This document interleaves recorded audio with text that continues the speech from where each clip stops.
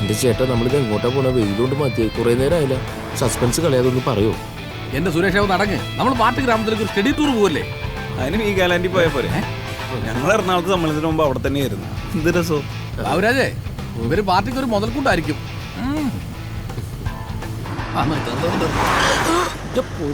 തെറിച്ചു പോയാനിപ്പൊ. ഹെൽമെറ്റ് എടുത്താൽ മതിയായിരുന്നു. എന്ത് പൊടിയാ. ഇറങ്ങാം.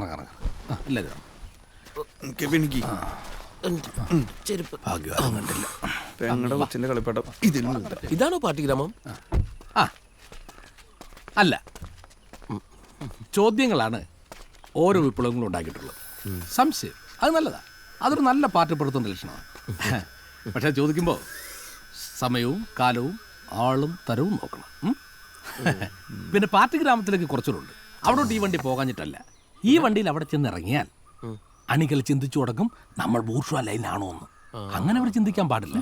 അവരെന്ന് ചിന്തിച്ചു തുടങ്ങുന്നോ അന്ന് കട്ടയം പുടവാണ്. അത് ശരിയാ. ബംഗാളും ത്രിപുരയിലൊക്കെ അവര് ചിന്തിച്ചതിന്റെ കണ്ടത്. ഇപ്പോഴും ഒരു വലതുപക്ഷ കൈവശം അകത്ത് കിടപ്പുണ്ട് അല്ലേ? പേടിക്കണ്ട, അതെല്ലാം കക്കി വെളിയിലെടുക്കുന്ന മന്ത്രവാദിക്കോട്ടാ പോകുന്നത്. അല്ല, വണ്ടി വന്നില്ലേ? നവാഗതർ വരൂ. തിരിച്ചോളൂ. സൈഡ് സീറ്റ് ഞാൻ വണ്ടി കൊണ്ട് താഴ്ത്തിടണം. കാശ് മുടക്ക് എനിക്കാ. വിളിച്ചോളാം, അപ്പൊ വന്നാ മതി. കിട്ടോ? അപ്പൊ ഞാൻ ഇതുവരെ പറഞ്ഞ ഇത്രയും വലിയ വീടാ.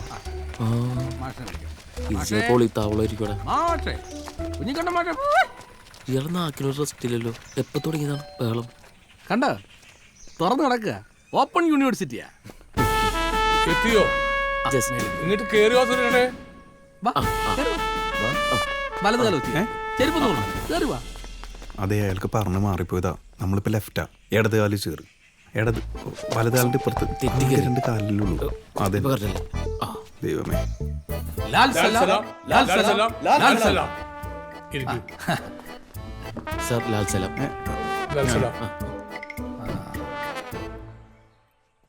സുരേഷേ, ഇവരെയൊക്കെ അറിയാമോ? ഈ ആദ്യം ഇരിക്കുന്നത് സഖാവ് പി കൃഷ്ണപിള്ള, രണ്ടാമത് പാട്യം ഗോപാലൻ, മൂന്നാമത് ചടയം ഗോവിന്ദൻ. അപ്പൊ നമ്മുടെ പാർട്ടിയില് ജി ഇല്ലാലേ? ഉണ്ടല്ലോ, ഒരേ ഒരു ജി ഉള്ളൂ. ജി.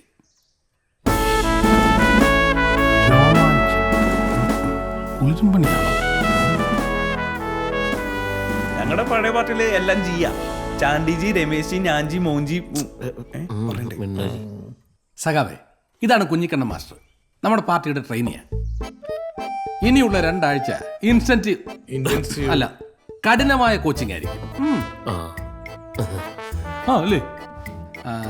അപ്പോ രാവുകാരൻ കഴിച്ചതിക്ക് ഈ 2 പേരെയും അങ്ങയുടെ കരാളഹസ്തങ്ങളിലേക്ക് ഏൽപ്പിക്കാം. രാഹുകാലം കരാളഹസ്തം. ലോക്കൽ കമ്മിറ്റി സെക്രട്ടറിക്ക് ഒരു സ്റ്റഡി ക്ലാസിന്റെ ആവശ്യമുണ്ട്. അപ്പൊ അല്ല, ശരി, മാസ്റ്റർ പാഠം അല്ല പഠിപ്പിച്ചു. ഞങ്ങൾ അറിയട്ടെ. എന്താ? ലാൽ സലാം. ലാൽ സലാം. ചുമ്മാ പഠിക്കൂ. അല്ല, ഞാനില്ല. ഞങ്ങള് നിങ്ങളിരിക്കി. ഗോവലയുടെ ചായക്ക് മധുരം ഇട്ടിട്ടില്ല കേട്ടോ. എന്നാലും അവനെ ചെയ്ത് വല്ലാത്തൊരു ചെയ്ത്തായിപ്പോയി. ഞാനിനി മഹാത്മാക്കളുടെ മുഖത്ത് എങ്ങനെ നോക്കും? അതിന് അച്ഛനെന്തിനാ കാണിക്കുന്നേ? സീറ്റ് വേണം, എന്നെ തോൽപ്പിക്കണം, അതിനുള്ള പോക്കാ. ചായ കുടിക്കാൻ പോലും മനസ്സ് വരുന്നില്ല. നെഞ്ചിനകത്ത് എന്തോ ഒരു ഭാരം. അത്ര ഭാരമൊന്നും കേട്ടണ്ട. നമ്മൾ എന്തൊക്കെ കണ്ടതാ. കാറ് കച്ചവടം, വിസ കച്ചവടം, ആക്രി കച്ചവടം, അതുപോലെ അവന്റെ അടുത്ത നാടകം കമ്മ്യൂണിസം. സിലബസ് ആദ്യം താഴേന്ന് തുടങ്ങാം.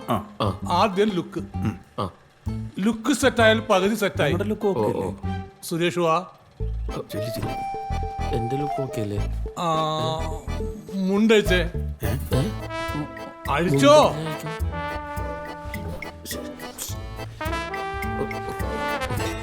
അയ്യേ, എന്താ ഇതിവിടെ പറ്റില്ല. കാക്കി പോയിരുന്നോ? ഞാൻ ഡെമോ കാണിച്ചു തരാം. എന്നെ ശ്രദ്ധിക്കൂ. കണ്ട, UDP-ക്കാരെല്ലാവരും മുണ്ടിന്റെ കര വലതുവശം ചേർത്താണ് എടുക്കാറുള്ളത്. ഓ, നമ്മുടെ പാട്ടിൽ അങ്ങനെയല്ല. കര കൃത്യം നടുക്ക് വരണം. നടുക്ക്. ശരിയാവോ? ശീലമായിക്കൊള്ളും.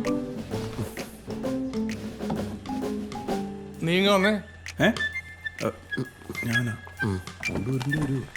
നിക്കറില്ലേ പാർട്ടിയിലെ അണികളെ പോലെ അനുസരണയോടെ വരിവരിയായി നിർത്തണം മുടിയിഴകളെ.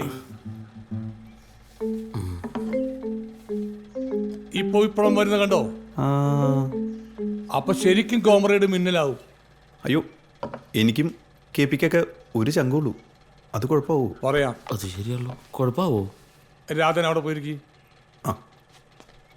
നിലപാടിൽ അടിയുറച്ച്, പതറാതെ കുതറാതെ കരളുറച്ച് നെഞ്ചുറപ്പോടെ പ്രവർത്തിക്കുമ്പോൾ രണ്ടാമത്തേത് ഉണ്ടായി വന്നോളും. ഷർട്ട് ഫുൾ കൈ ആണെങ്കിൽ മുട്ടിന് മുകളിൽ നിൽക്കണം കൈയുടെ മടക്ക്. ബീഡിയോ തീപ്പെട്ടിയോ തുളസിയോ ശംഭുവോ ഉണ്ടെങ്കിൽ വെക്കാമല്ലോ. അത് കറക്റ്റാ. പക്ഷെ സഖാവ് സാർ എന്താണ് ഫ്രീക്കനായിട്ട് എടുക്കുന്നത്? താത്വികാചാര്യന്മാർക്ക് എന്തുമാവാമല്ലോ. എഴുതിക്കോ. കേന്ദ്ര സർക്കാരിന്റെ എണ്ണവില വർധനയ്ക്കെതിരെ നമ്മുടെ പഞ്ചായത്ത് രൂപം കൊടുത്ത പദ്ധതിയാണ് ഈ എണ്ണപ്പനത്തോട്ടം. അത് UDPയുടെ ഏറ്റവും വലിയ ഭരണ നേട്ടമാണ്. അതാണ് അല്ലേ? മറ്റൊരു സുദിനം കൂടിയാണെന്ന്. പഞ്ചായത്തിലെ തൊഴിലുറപ്പ് പദ്ധതി 2,25,301 തൊഴിൽ ദിനങ്ങൾ പൂർത്തിയാക്കുകയാണ്. അതിന്റെ ആഘോഷ ചടങ്ങ് നിങ്ങളുടെ എല്ലാവരുടെ അനുവാദത്തോടെ ഞാൻ ഉദ്ഘാടനം ചെയ്യുകയാണ്. എവിടെ ചെയ്യാത്ത മുമ്പെങ്ങന്നേ എല്ലാരും ചെയ്തു. നിക്ക് അഴകുമിഴി യോജനപ്പെടുത്തിയേ ഞാൻ തന്ന സൺഗ്ലാസ് എന്തി? വെച്ചു, എല്ലാരും വെച്ചു.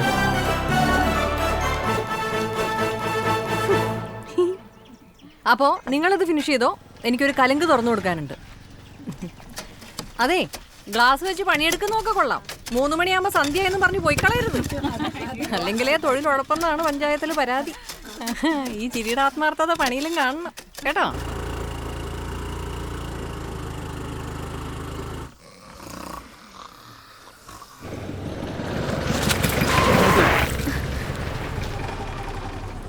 ഇതെന്താ വഴിതടയൽ സമരോ? ഹരിറാവ് ചൗധരിയെ മണിയടിച്ചെന്റെ സീറ്റ് കളഞ്ഞതിനുള്ള പണി നിനക്ക് ഞാൻ വെച്ചിട്ടുണ്ട്.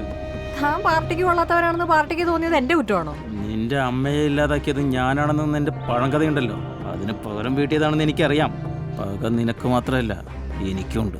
മറുപടി കിട്ടും, സൂക്ഷിച്ചോ. എന്നാ വാടോ. നീ അധികം വിളയണ്ട. ക്രഷറിൽ പാറ മാത്രല്ല എല്ലും പൊടിക്കും. മണൽ കടത്തി ഉണ്ടാക്കുന്ന കാശിന്റെ വിളച്ചിൽ എന്റെ അടുത്ത് എടുക്കണ്ട കേട്ടോ. എന്താടാ അനി കേറ്. നിനക്ക് ഞാൻ വെച്ചിട്ടുണ്ട്. പോടാ.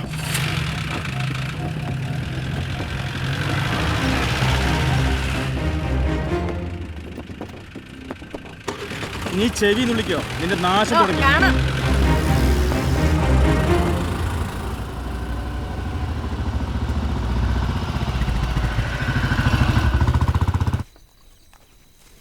നമ്മൾ നവോത്ഥാനവും നവകേരള നിർമ്മിതിയും അതിജീവനവും പഠിച്ചു കഴിഞ്ഞു. Any doubts? എവിടെത്തി? രാഷ്ട്രീയക്കാരന്റെ പ്രാണവായുവാണ് പ്രസംഗം. ഇനി നമുക്ക് പ്രസംഗം പരിശീലിക്കാം. തള്ളില് കെ പി സൂപ്പറാ. ആണോ?